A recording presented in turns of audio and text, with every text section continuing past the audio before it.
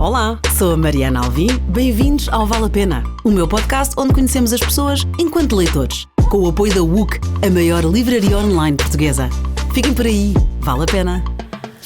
Hoje tenho comigo a Raquel Marinho, diretora de comunicação na Casa da América Latina, autora do podcast O Poema Ensina a Cair. É o primeiro verso de um poema da Luísa Neto Jorge. Foi inspirada nele que a Raquel, na altura jornalista da SIC, criou, em 2014, uma rubrica semanal para o Expresso Digital dedicada a divulgar e entrevistar poetas portugueses contemporâneos. Mesmo depois do fim desta colaboração e da sua saída da SIC ao fim de quase 25 anos de jornalismo televisivo, manteve o projeto nas redes e em 2020 acrescentou-lhe o podcast com o mesmo nome, ou o mesmo verso, O Poema Ensina a Cair, que é maravilhoso.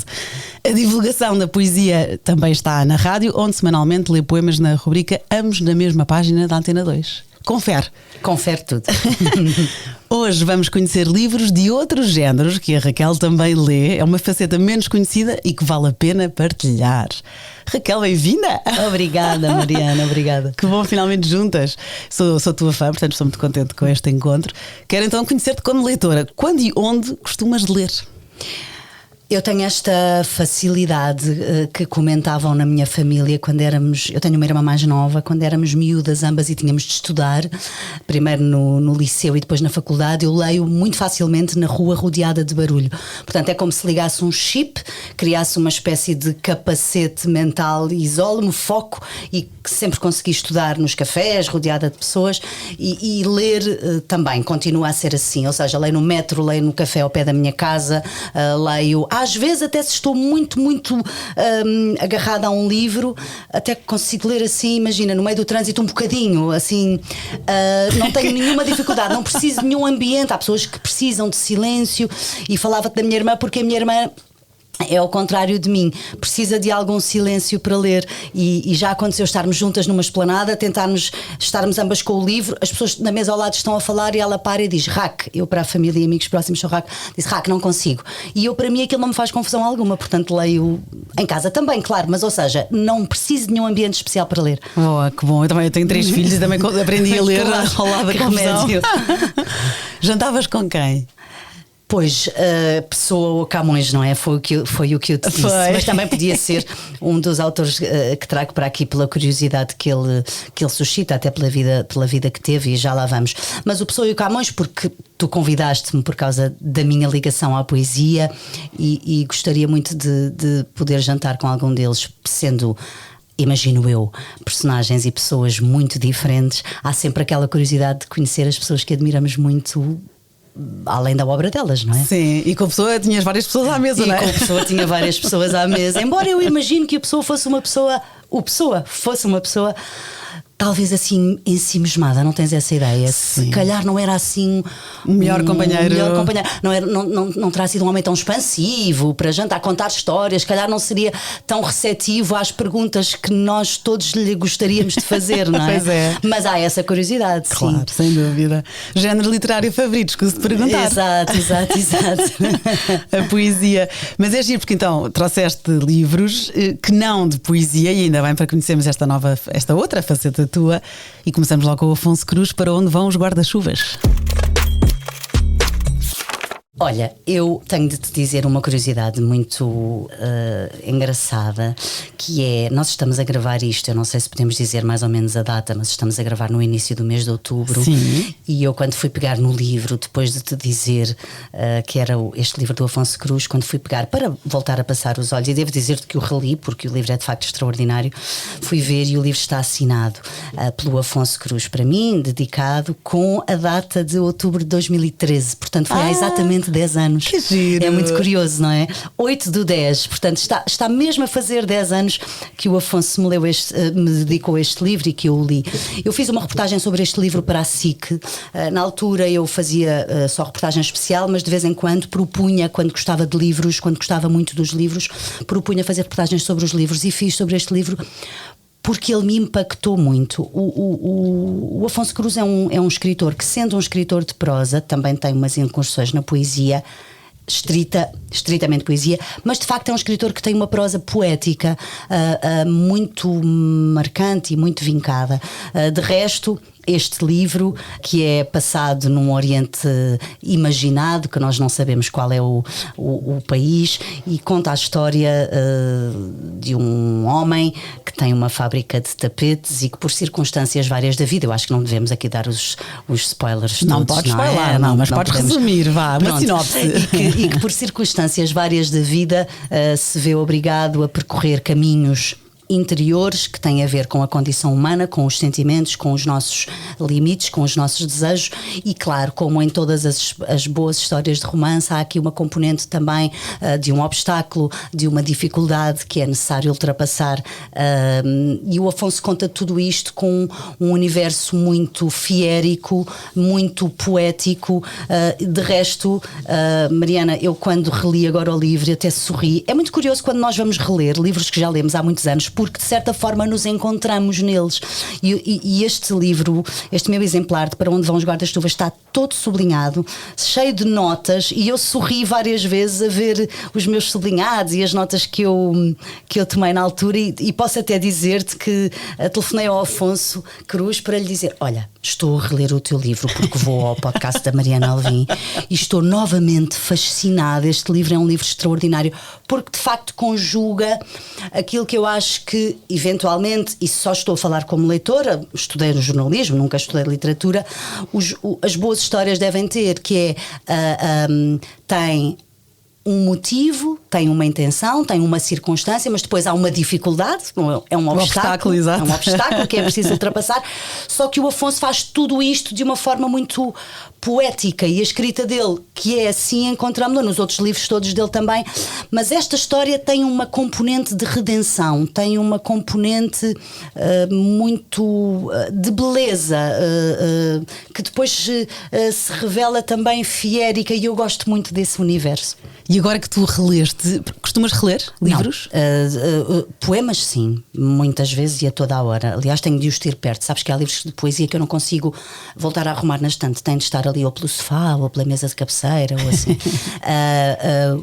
Livros, romances não, só quando é necessário, mas aconselho e digo muitas vezes: tens de ler isto, tens de ler isto, tens de ler isto. Ias perguntar-me quando releio? Sim, quando relês, aliás, quando releste este livro, as notas que tu fizeste seriam as mesmas?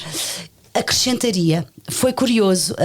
Há coisas que eu não sublinhei neste livro quando li a primeira vez e que agora, quando estava a ler, tive vontade de sublinhar. Mas revejo-me em todos os sublinhados que fiz. Que giro. É muito giro, é muito giro. E encontrei depois neste livro, e aqui está uma prova de como este livro foi importante para mim. Eu tenho uma prática que posso contar-te. Eu tenho uma filha que tem agora 21 anos, que se chama Matilde, e a Matilde vive com uma mãe ligada aos livros e à poesia há muitos anos, não é? A primeira tertúlia que eu fiz foi em 2010, imagina. Portanto, ela tinha 9 anos ou 10 anos, tinha 8 anos, nasceu em 2002. E então eu tenho esta prática que é, quando eu gosto muito de um livro, e isto acontece muito com livros de poesia, quando esses livros são muito importantes para mim, eu pus lá dentro, vou pondo lá dentro, quando tu tens filhos pequenos também, aqueles recados que os filhos nos deixam, ou recadinhos que os filhos, quando são pequeninos na escola, mandam uns aos outros, ou anotações quando eles começam a escrever, listas que a minha filha fazia: mãe, vamos fazer ginástica, mãe, vamos fazer, e recadinho, ou desenhos dela. E eu tenho esta prática de pôr nos livros de que gosto muito, normalmente, como dizia, de poesia, esses papelinhos da Matilde lá dentro, porque tenho esta ideia de que um dia, quando eu não estiver cá, o que ela vai herdar é a minha biblioteca, muito sublinhada, muito marcada, e gosto da ideia de ela se encontrar a ela pequenina nos meus livros. Que giro, isso é o máximo. E acreditas, Mariana, que encontrei, portanto, para tu veres como este livro foi importante para mim, estava aqui um Quantos Queres, da Matilde, portanto, que ela devia ter 10 anos, 8 anos, quando o fez, agora não sei onde é que ele está, mas estava cá dentro, portanto, e uma fotografia, olha, a fotografia da minha filha pequenina numa festa. Uma festa com numa amigas, festa, aquelas festas giro. de aniversário que nós fazíamos. Portanto, ela aí teria 11 anos, 10 anos. E acho muito curioso. Ou seja, é a prova de que este livro foi mesmo importante para mim. Estava cá dentro aquelas brincadeiras Quantos de papéis, queres? quantos queres? E uma fotografia. E a Matilde sabe disso, não será surpresa? Não, sabe disso. Ela sabe, tanto que ela também gosta de poesia, começou por resistir, como é normal, mas agora é uma leitora, até é uma história depois curiosa que te posso contar mais noutra altura, e às vezes pega nos livros assim, nos grandes autores e vê, olha mãe, olha aqui ela sabe perfeitamente, tem Então, coisas mas conta-me dela lá a lá história dentro. curiosa. Não, a história curiosa é que ela resistiu à poesia, como é normal. Teria, lá está, 8 anos, quando eu comecei a fazer, achava tudo nas palavras da mãe, isto é uma seca. Ia lá assistir também, isto é uma seca, conversas com os poetas. E depois, na adolescência, começou a consultar os livros da estante, da poesia, que está mais perto. E um dia, quando era assim, eu não sei que idade tinha, mas adolescente, 13, 14 anos, diz-me no carro: oh mãe, sabes uma coisa? Sabes aquele poema do Jorge Sousa Braga? Assim, Mariana. É tão difícil guardar um rio quando ele corre dentro de nós. E eu disse, sei. E ela diz-me assim, é mesmo isso, mãe, é mesmo difícil. Que máximo! E eu pensei, pronto, já estás, já foste apanhada, a partir de agora não tens hipótese. Ou seja, ela encontrou nas palavras dos poetas alguma coisa que respondesse ou que fosse um espelho daquilo que ela estava a sentir. Estaria eventualmente com as primeiras paixonetas da adolescência. É muito bonita essa história, Pois não é? E é o que a poesia faz, não é? Fala connosco e às vezes traduz-nos. Exato, traduz-nos, é isso mesmo. O que está cá dentro, com o máximo. Olha, então e aqui o Para Onde Vão os Guarda-Chuvas, do Afonso Cruz, conta a história de um homem que ambiciona ser invisível, uma criança que gostaria de voar como um avião, uma mulher que quer casar com um homem de olhos azuis, um poeta profundamente mudo, um general... Como? Badini é o nome desse poeta. Badini, exatamente. De um general russo que é uma espécie de galo de luta, de uma mulher cujos cabelos fogem de uma gaiola, de um indiano apaixonado e um rapaz que tem o universo inteiro dentro da boca. Eu adoro só esta descrição, é maravilhosa. É o Isa. A história é a segunda parte do livro, é quando esse homem que ambiciona ser invisível porque considera que essa invisibilidade, a humildade só lhe pode trazer benefícios, que o facto de nós sermos muito visíveis não é bom para nós. E esse homem, depois de sofrer um grande desgosto, encontra esse rapaz chamado Isa por sugestão. Ele pede ajuda às pessoas da terra dele para o ajudarem a superar esse grande desgosto, cola cartazes não sei se cidade, porque o Afonso nunca é muito claro nestas definições, mas no espaço onde vive, na vila, na cidade, cola cartazes a dizer preciso que me venham dar uma ideia de como é que eu faço para superar este meu desgosto. As pessoas e oferece a fortuna dele de tapetes em troca. As pessoas, como imaginas, põem-se todas em fila, imensa gente com imensas ideias, e depois há uma pessoa que lhe dá uma ideia que tem a ver com precisamente encontrar uma outra criança, e é essa criança que tem esta imagem muito bonita, que é quando olhamos para dentro da boca dela, da boca das crianças, podemos ver o universo inteiro. Máximo, é tudo uma beleza. Eu tenho um grande fraquinho, já falei aqui, pela Carne de Deus, o primeiro livro do Afonso Cruz. Sim. E já que o conheces, deste a cunha, peço-te a cunha, porque eu já o convidei várias vezes para este podcast. Está portanto, agora, no Põe-me Ensina a Cair, o teu podcast, tu fazes as pessoas lerem, não é? A sua poesia. Portanto, eu trouxe um excerto deste Para Onde Vão os Guarda-Chuvas e eu ponho-te a ti a ler. Pode ser? Claro que sim, claro que sim. É muito giro esse excerto. A minha mãe, senhora Elaí, interrogava-se para onde vão os guarda-chuvas. Sempre que ela saía à rua, perdia um. E durante toda a sua vida nunca encontrou nenhum. Para onde iriam os guarda-chuvas? Eu ouvia interrogar-se tantas vezes que aquele mistério tão insondável teria de ser explicado. Quando era jovem pensei que haveria um país, talvez um monte sagrado, para onde iam os guarda-chuvas e os pares perdidos de meias e de luvas e a nossa infância e os nossos antepassados. E também os brinquedos de lata com que brincávamos e os nossos amigos que desapareceram debaixo das bombas. Haveria de estar todos num país distante, cheio de objetos perdidos. Então, nessa altura da minha vida, era ainda um adolescente, decidi ser padre. Precisava de saber para onde vão os guarda-chuvas. E já sabe? Perguntou Fazal Elaí. Não faço a mais pequena ideia, mas tenho fé de encontrar um dia a minha mãe cheia de guarda-chuvas à sua volta. É muito bonito, é muito bonito. Maravilha! É muito bonito. Para Onde Vão os Guarda-Chuvas, Afonso Cruz. Agora vamos para a Argentina. As Malditas, Camila Sousa Vilada. Camila Sousa Vilada. Pode-se ler o L, não é? Estou a tentar sim, são 2 L's, acho eu, não é? Exato, portanto deve ser Vilada. As Malditas. Olha, Mariana, eu tive muita dificuldade, tu deves estar sempre a ouvir isto aqui, em escolher, foi um dilema muito só grande. 4. Ai meu Deus, só 4, como é que vamos fazer isto? Ai, mas vou escolher os mais recentes, vou escolher os mais antigos, os livros que me impactaram mais. Acabei por escolher livros mais antigos, à exceção deste das Malditas, apesar de haver muitas coisas recentes que tenho lido. E penso sempre, as pessoas devem falar muito desses, portanto é bom. E também quis centrar-me, já lá vamos aos outros, em 2 autores portugueses, como o Afonso e depois o outro. Mas a Camila foi um livro que eu li este ano, 2023, creio eu, e que me marcou muito. De resto, depois fiquei tão impactada por este livro que fui procurá-la, sigo-a no Instagram, fui ler entrevistas dela. Ela deu uma entrevista muito boa à Máxima cá em Portugal. E é um livro que fala sobre as travestis de uma cidade argentina chamada Córdoba e que humaniza este universo, que é um universo muito desconhecido para nós leitores e para nós pessoas, porque é um universo que vive escondido, não é? E ela, da mesma maneira que o descreve, com toda a crueza, sem grandes adjetivos, sem grandes floreados, e descreve-o com uma crueza que é muito forte e agarra muito o leitor, também humaniza, porque as histórias que estão na vida destas mulheres, que vivem todas, ou quase todas, numa casa, que tem uma travesti matriarca, esta travesti matriarca que encontra um bebê num parque e o adota e depois lhe dão um nome extraordinário, que é o brilho dos olhos. Chamam todas a este bebê brilho dos olhos porque os olhos delas, travestis, brilham quando estão com este bebê. Esta casa, sendo uma casa de refúgio de todas as agressões, preconceitos que a sociedade tem para com elas, é também uma casa muito humana, onde se passam coisas muito bonitas que têm a ver com a condição humana. Portanto, eu acho que é um livro que é importante lermos, porque nos traz uma realidade, como eu dizia, desconhecida e eventualmente nos quebra preconceitos que possamos ter.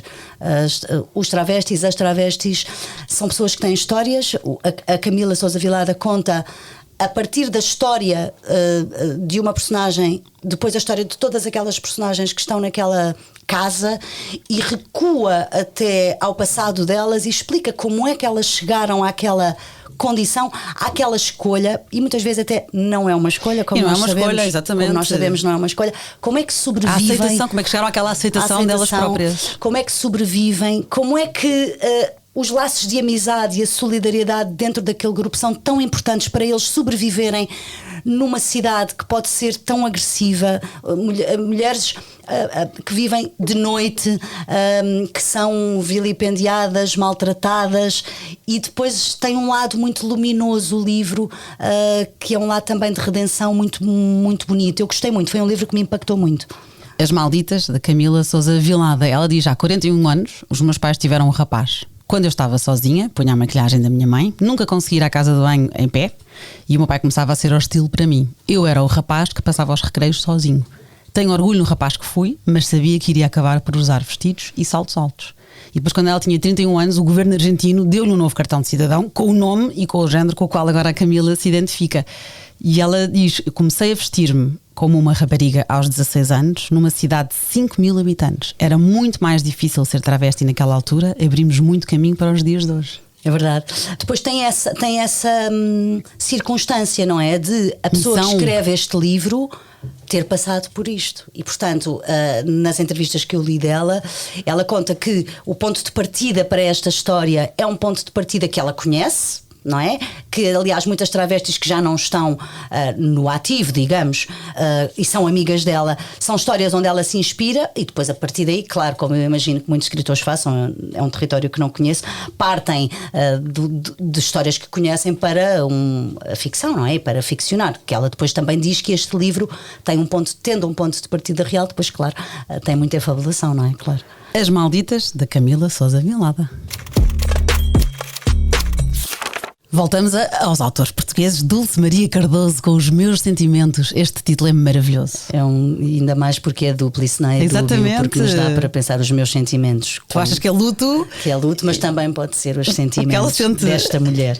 Sim. Ganhou o prémio da União Europeia para a Literatura. Sim.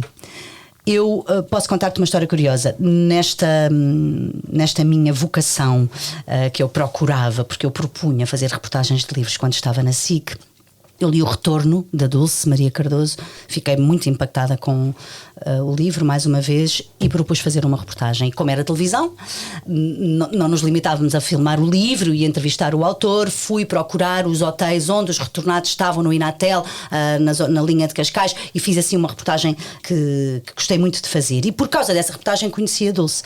E aconteceu uma coisa muito curiosa. A primeira vez que falámos ao telefone, quando eu a convidei para fazer a reportagem, ficámos logo imenso tempo a falar ao telefone. Por causa desse encontro, tornámos-nos amigas. E eu gostei tanto do Retorno que depois, claro, fui ler os outros livros da Dulce, e este é anterior ao Retorno. E foi um livro, Mariana, que, como é que eu ia dizer, tu não consegues largar. É um livro muito intenso, onde a Dulce nos põe à prova no sentido em que nos mostra o sofrimento de uma forma implacável.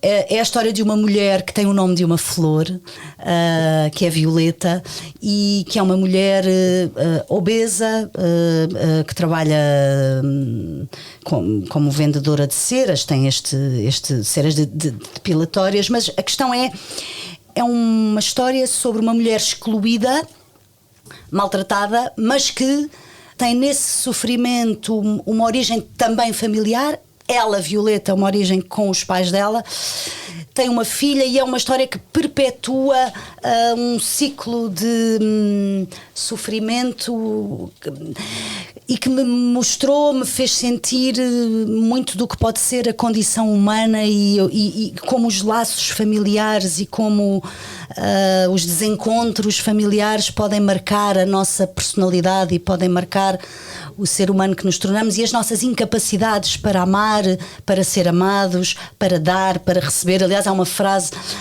que perpassa este livro que eu também nunca mais me esqueci depois de ler, que é: conheço o amor de ouvir falar.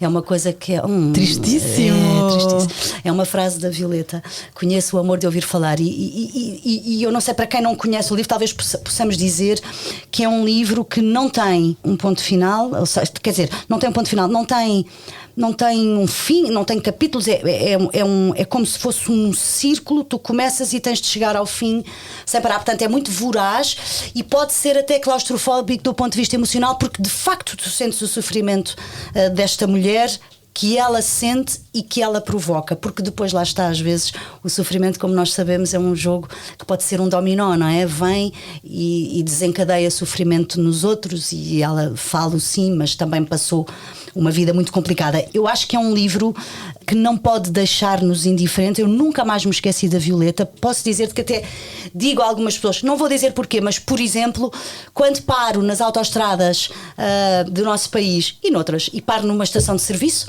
e vejo, quando estou a sair com o meu carro e vejo a zona onde os autocarros param, ou os caminhões de carga dos camionistas, eu lembro-me sempre da Violeta. Tu acreditas? Até hoje, portanto, por causa deste livro. É a forma como este livro marcou-me mesmo, porque eu fiquei a pensar como é que alguém pode escrever de forma tão forte sobre o sofrimento humano. E podemos dizer aqui, não é spoiler, é a premissa que há um acidente. Há um acidente. O livro começa com a Violeta vai na autoestrada, tem um acidente, o carro fica virado ao contrário, ela fica virada ao contrário. Presa com o cinto de segurança. E é assim que começa o livro. E depois a ideia que nós temos é que ela... aliás, o livro está de facto construído dessa forma. São memórias fragmentadas da vida dela, não é? Nós podemos imaginar uma mulher virada ao contrário, qualquer um de nós virado ao contrário. Esta ideia que nós temos, que as pessoas, quando estão perto da morte ou quando estão numa situação do ponto de vista de saúde muito limite, veem a vida, não é? A andar para trás. Eventualmente este livro, eu não sei se estou a dizer a coisa certa, mas este livro são essas memórias fragmentadas que a Violeta tem nesse momento, quando está virada ao contrário, que nos dão uma visão da vida dela, presente, passada e também futura. É uma noite de temporal, a noite do acidente. Há uma gota de água suspensa num estilhaço de vidro que teima em não cair. Há um instante que se eterniza. E pronto, e depois ela mergulha nestas memórias, não é? Que ela diz: os pais, a filha, a criada, o bastardo, todos na urgência da vida, que prossegue indiferente como a estrada de onde ainda agora se despistou. É triste. É muito triste. Triste fundo. Vamos ver, é um livro que não é um passeio no parque, não é? Pronto, não. Não é para limpar o palato. Não é, agora vou aqui ler. Pode até ser claustrofóbico, mas lá está, não acho que nós estejamos aqui para ler coisas assim. Também podemos fazer isso, claro, de vez em quando, mas eu prefiro a literatura que me faz pensar e sentir coisas, e este livro certamente fez-me. E que te marcou. E que me marcou mesmo. Que maravilha. Os meus sentimentos, da Dulce Maria Cardoso. Vamos para outros também muito introspectivo agora. Crime e Castigo, Dostoiévski. Ai, Mariana, pois é. Aqui está uma outra personagem que nós trazemos para sempre depois de o lermos, que é o Raskolnikov. Tens de dizer o nome todo dele, que é incrível. Rodion Romanovich Raskolnikov. O rato roubou a rolha. Exato. É um livro superior, não é? Eu digo isto enquanto leitora humilde, porque tenho sempre identifico-me sempre com aquele texto do A Invenção do Dia Claro do Almada Negreiros, que entrei numa livraria, pus-me a contar os livros e o tempo que tenho para ler não dura nem chego nem para metade da livraria, e acontece-me isso que também com os livros que tenho em casa. Portanto, sou uma humilde leitora, tenho sempre muito mais para ler do que aquilo que li, muito mais, e acho sempre que estou no início e tal. Mas digo que é um livro superior porque senti quando li o Crime e Castigo, e depois também quando li Os Irmãos Karamazov, que é assim o livro do Dostoiévski, é todo um tratado filosófico, mas senti quando li o Crime e Castigo aquela orfandade no final do género. O que é que eu vou ler agora? Mas como é que vai ser depois deste livro? O que é que... E devo dizer-te que continuei no Dostoiévski muito tempo. Disse, agora vou ler o Dostoiévski por aí. E fico neste universo de São Petersburgo e da moeda, que são os copeques, e da pobreza e tudo escuro, e enfim. É um livro sobre um jovem estudante que se vê em muitas dificuldades e pede dinheiro a uma mulher velha que lhe cobra juros inacreditáveis, e ele planeia tirar-lhe a vida por considerar que ela não é honesta na forma como lida com ele e com as dificuldades dele. E trata mal a irmã mais nova. E depois, nesse crime que ele leva a cabo, alguma coisa corre mal e não morre só a velha, morre mais uma pessoa. E depois o livro tem toda esta ideia da culpa, não é? Como é que ele vive com aquilo que ele fez? Se por um lado ele tentou justificar a ação dele antes de a cometer, dizendo, não, eu estou a fazer o bem, porque o meu motivo é um motivo maior, não é? Eu estou a fazer uma coisa justa. Depois, e o Dostoiévski é mestre nisso, é toda a introspeção e a culpa, é um livro sobre a culpa, e o Dostoiévski é mestre nisto. Depois é todas as reflexões que este personagem faz, o Raskolnikov, como é que ele lida com aquilo que ele fez. Portanto, claro que ele começa a duvidar da justiça e dos argumentos que ele próprio achou que eram justificados, mais do que justificados, para fazer o que fez. E depois tem um lado muito bonito no final do livro, sem ser spoiler, que tem a ver com uma mulher chamada Sonja, não sei como é que se diz, que é um lado de redenção.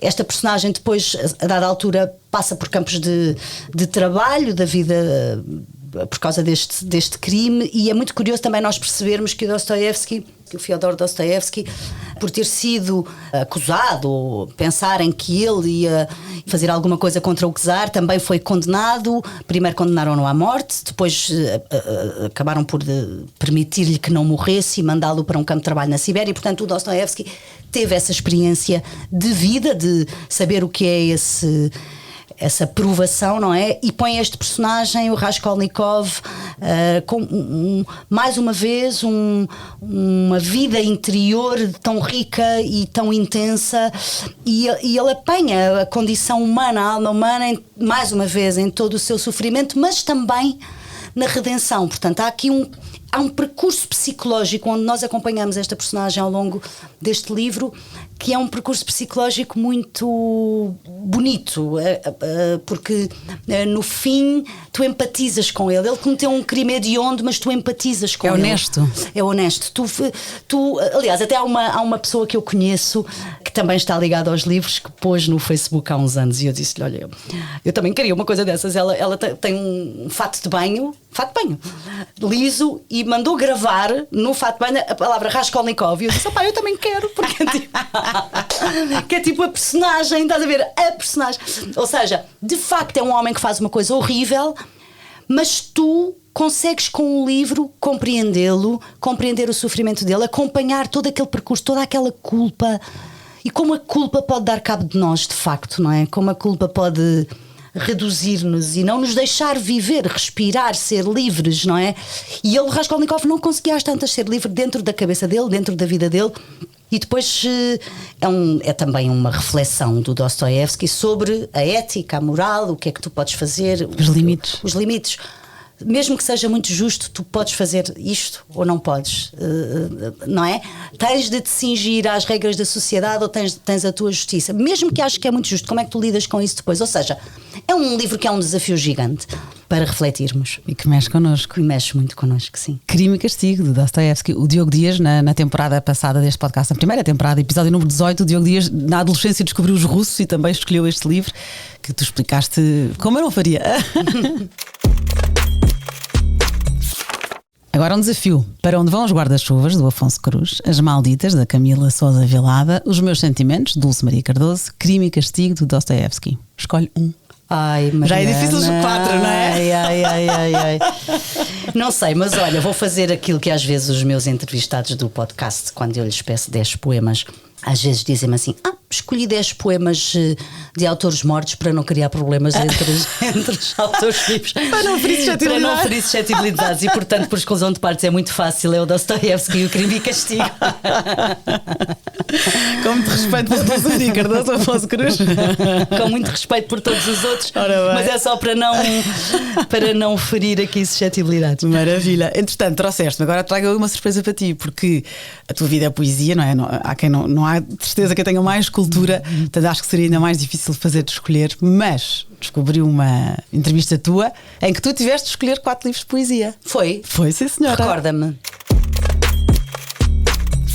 Paisagem com Grão de Areia, Wisława Szymborska. Foi para a BUC, não foi? Foi para a UC. Foi para a BUC. Foi, sim, creio senhora. Que foi, já foi há 2 anos ou 3, sim. Ok, eu não encontrei a data, foi lá, mas pensei que engraçado, tenho aqui. Portanto, até depois vou pôr no descritivo do podcast. Ela ganhou o Nobel 96 e diz. Maravilhosa.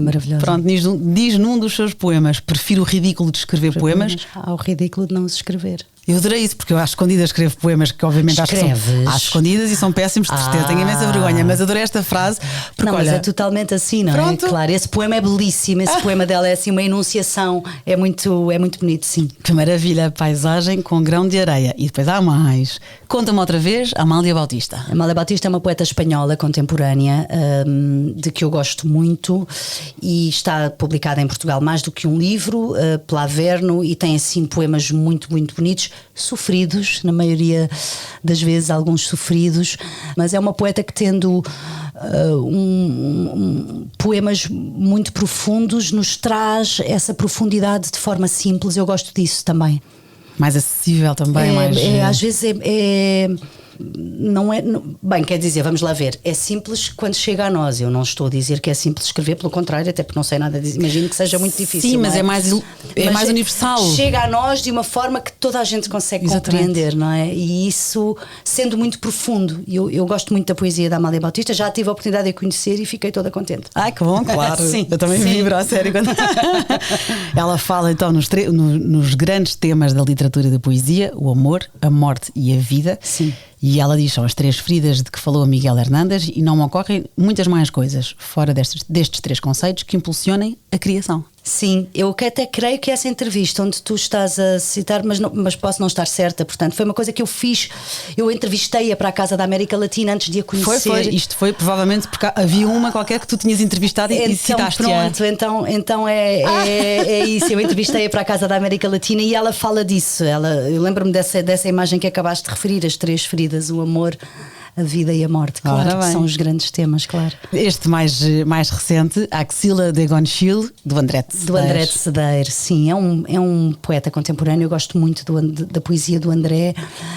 Até sei, eu que não sei poemas de cor, no caso do André posso saber, porque o André tem poemas muito sintéticos que são muito certeiros. Por exemplo, conheci-o e quando virei costas pensei que foi um prazer conhecer-me. Não é incrível? É incrível. Isso estava eu tinha aqui essa citação. Não é? Porque de facto, acontece-nos isso. Nós podemos conhecer alguém e a seguir vimos embora pensar, olha que bom que me conhecia a mim. Acontece-nos isso. É incrível. É o André, eu gosto muito da poesia dele. Pronto. E dele também. Também o conheces. A Axila de Gonchild, isto é, no fundo, reúne os vários poemas dispersos em livros anteriores. Sim. Pronto, está aqui. Última referência tua, porque eu tomei a liberdade de decidir por ti, porque isto é uma entrevista tua. O pássaro canta o seu simples cantar. Hélder Moura Pereira. O pássaro canta o seu canto simples, não é? Hélder Moura Pereira. É um poeta também contemporâneo que tem muitos livros de poesia e que eu, Mariana, digo muitas vezes, se não é o meu poeta, está entre os meus poetas portugueses vivos favoritos, assim, do coração. O Hélder tem uma poesia que eu, cada vez que leio, gosto sempre e gosto mais. Fala também sobre os grandes temas, mas faz isso com uma grande mestria e às vezes tem imagens e ideias. Sabes quando tu lês uma coisa e pensas, é mesmo isto, bolas! E até te apetece, é tão bom que até te apetece dizer uma asneira. Sabes quando isso acontece? Mas como é que ele chegou aqui? Não é? Como é que ele conseguiu fazer isto? Eu sou muito, muito fã do Hélder e sempre que posso leio um poema do Hélder Moura Pereira porque gosto de levar assim aquilo que eu considero belo aos outros. É o partilhar, é o que tu fazes muito bem, a divulgação da poesia. É o que eu gosto. Que maravilha, vou escrever isto tudo nas notas no descritivo do episódio. Agora chegou o momento em que eu te ofereço um livro. E aqui, obviamente, não te podia oferecer poesia porque já deves ter tudo. Mas era a minha tentação. Nunca tenho tudo, mas não, sim, claro mas tenho muita coisa. Mas o risco seria grande. E então pedi aqui ajuda ao UC e eles sugeriram, eles têm umas raparigas, que se não me engano é a Matilde e a Patrícia, que são têm uma cultura literária incrível. E então chama-se A Idade da Pele, da Dubravka Ugrezi, que é uma voz literária fundamental na Europa, diz o do New York Times. A pele é íntima e no que toca à intimidade tem precedência sobre as metáforas do coração. Embora o nosso coração possa dispor-se a amar toda a humanidade, somos amados apenas em função da nossa pele. Ok. Olha, obrigada. Ai, que bom. Vou toda contente então. Ai, que bom.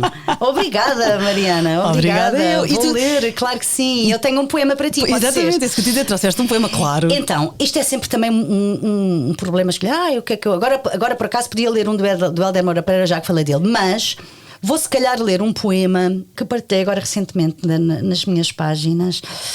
E que é um poema de um poeta contemporâneo chamado Miguel Martins, que já esteve no meu podcast. E este poema eu gosto imenso dele porque eu identifico muito com ele. Nem sempre tem de ser assim, nós podemos gostar dos poemas não por nos identificarmos. No caso eu identifico muito. É um poema que se chama Finé e diz assim: os sentimentos são paisagens áridas, imprecisas, tremeluzentes, desconfortáveis. Dito isto, poderia fechar a porta, correr as grades, trancar o cadeado, dar a loja por encerrada, sem previsões de reabertura. Fechados lá dentro, os sentimentos, bem, seria como se não existissem. Talvez morressem, se desidratassem, se pulverizassem, talvez deles restasse apenas uma mancha de gordura no chão. Em qualquer caso, emudeceriam ou não seriam escutados, o que vem a dar ao mesmo. Nunca contemplei essa hipótese por mais de 5 minutos, certamente nem tanto. Não consigo. Não sei. Julgo que no fundo é o que menos quero e que essa é a raiz da minha resistência, crónica e aguda. Os sentimentos são onde sei viver, onde me sinto menos morto. Os sentimentos sou eu. Os melhores, os piores, o beijo, a bala ou vice-versa, todos os nomes da intranquilidade. Uau! É tão bonito, não é? É lindo. É um poema belíssimo. Eu gosto muito desta ideia. Os sentimentos são onde sei viver, onde me sinto menos morto. Os sentimentos sou eu. Todos. Gosto muito. Acho que revejo-me nesta ideia e quero dizer, já agora, para quem nos estiver a escutar, que este poema está publicado num livro chamado Lérias, editado pela Averno. Vou anotar aqui para pôr também no podcast. Eu adoro Lérias, é doce de ovos. Pois é, Lérias é bom, é verdade.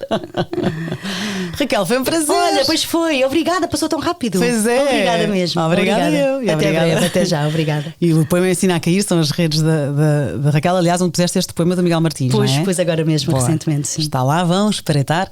Obrigada por estarem a vir, para a semana há mais.